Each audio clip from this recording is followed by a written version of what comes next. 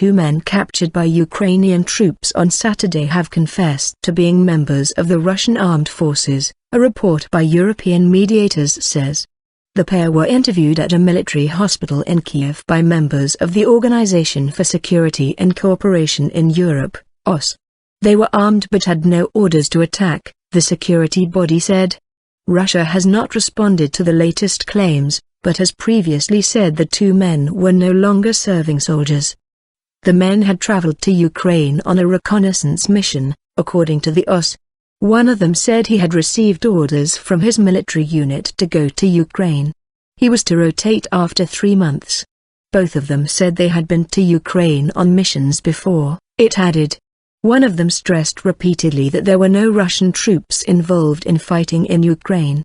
The Ukrainian government, Western leaders and NATO say there is clear evidence that Russia is helping the rebels with heavy weapons and soldiers. Independent experts echo that accusation. Moscow denies it, insisting that any Russians serving with the rebels are volunteers. The men were wounded and captured by Ukrainian troops in the town of Shchastya, almost 30 kilometers, 19 miles, from the Russian border on Saturday. They have been charged with involvement in terrorist activity.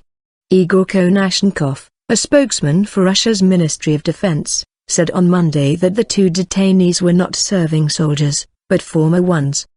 He claimed they had been mistreated by Ukrainian special forces who had beat convenient testimony out of them. Rebels in eastern Ukraine said the men were policemen from Ukraine's Luhansk region.